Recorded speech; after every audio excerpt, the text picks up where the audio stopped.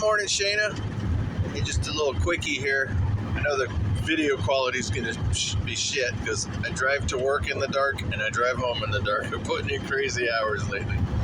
But, I just wanted to make a comment about, because, you've mentioned you don't know what to trust. There's so much information and disinformation and misinformation and who do you believe? Who do you trust? You really can't trust anybody. I mean, no matter how, it's like Elon Musk. He's presented as, he's our modern day hero because the people need a hero. We always need somebody we can look to come up with the answers to the world's problems, and he's being offered up to us. Is that legit? I mean, he's the modern NASA. He's putting all the satellites in for the Internet of Things, and so there's things not to trust about him. And Donald Trump, he done a lot of good things for the people. He lowered gas prices. He did this and that, but he's shady as fuck too. I mean, you can't trust anybody.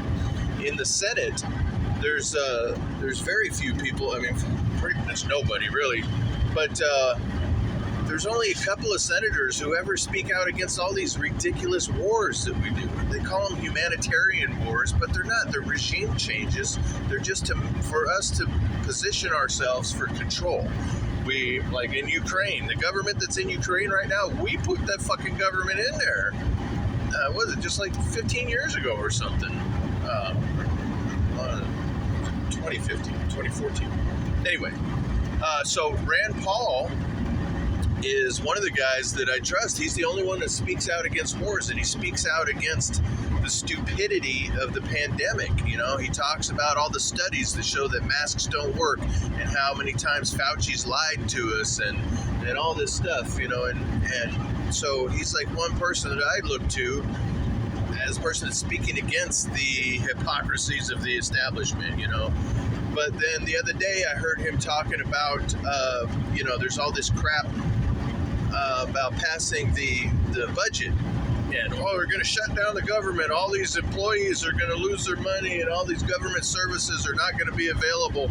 And they do the same fucking game every year. It's a big show that they put on so that they can create all this panic and fear, and these people will be pressured to pass a bill that's full of bullshit, which is exactly what Rand Paul was talking about. He said this bill is one of the things that's included in it is another handful of billions for Ukraine. And he's like, no, we need to take care of America. Quit sending money to Ukraine. Let's help the fire victims of Maui or whatever. He makes a lot of great points. He's a smart, sensible guy that seems to go against the establishment. But then as he's talking about this, he points out, you know what, we don't even have that money. We're going to borrow money to send to Ukraine. So we got to borrow money from China to send it to Ukraine. Well, that's where he lost me. China is not who all the American debt is to. I mean, that's what I thought when I first started learning about the Federal Reserve and figuring out how corrupt the system really is. I thought, well, man, at the time it was less than 20 trillion. Now we're well over 30 trillion. But I was like, well, who has a big enough economy that we could be borrowing all that money from? And the yuan is tied to the dollar. We have a lot of common interests with China. But that seemed like the obvious thing. The only people that we could have that debt to had to be China. And so I looked into it, and it turns out that, most of it is our own debt. It's to the Federal Reserve and all this shit. China at that time was about $1 trillion. It's still only about $1 trillion. Only.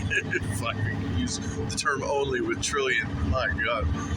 But of our $30 trillion that we owe, China's only $1 trillion of it. They're not the ones that we're going to borrow the money from to go pay or to go fund this war in Ukraine. We're going to get it from the Federal Reserve. And so just the fact that Rand Paul said that makes me question him. Like, is he controlled opposition to give the people hope that there might be some legitimacy in the government? We got this couple of people, like Tulsi Gabbard is another one. She speaks out against the wars and all that. She's was a senator of Hawaii. I'm not sure if she is anymore. I think she might have got out of the Senate. But anyway, there's only a couple of people that even speak out against the bullshit that we do as a country. And now I'm wondering, Rand Paul, if he's claiming that we're going to borrow this money from China, he knows damn well who owns our debt, both private and public debt, and so why the fuck is he making this China claim? He knows damn well we're going to borrow from the Federal Reserve, not from China. So now I got to question Rand Paul. And so that's kind of the point that what I'm getting to is you can't trust anybody. You don't know who to trust, and including me. When you see me talking about stuff and making videos, don't just take it as truth. I could just as easily be wrong as any other motherfucker, and look up the shit that I'm talking about. Look up the names, the places, whatever it is, the events, maybe I've misinterpreted something, or, some stuff I do hear from idiots, fucking stupid YouTubers or whatever. They'll say something and I might, throw that in my bank of knowledge when it's really not confirmed. It's just something I heard somebody say, and I try not to do that, but I'm just saying, everybody is flawed and nobody can really be trusted. So it comes down to trusting your gut. You got to use discernment and your own instincts and your own gut. Whatever rings true to you, hang on to that. And it's really hard to overcome biases because, there are some things that ring true to me because I want them to be true, but I have to try and dig deeper and verify. And so this is not helpful at all. I know you're trying to find answers and truth, and I'm just telling you there is none. One interesting thing about this, in trusting your gut and using your own discernment. Look, your intuition is the most powerful tool you have, right?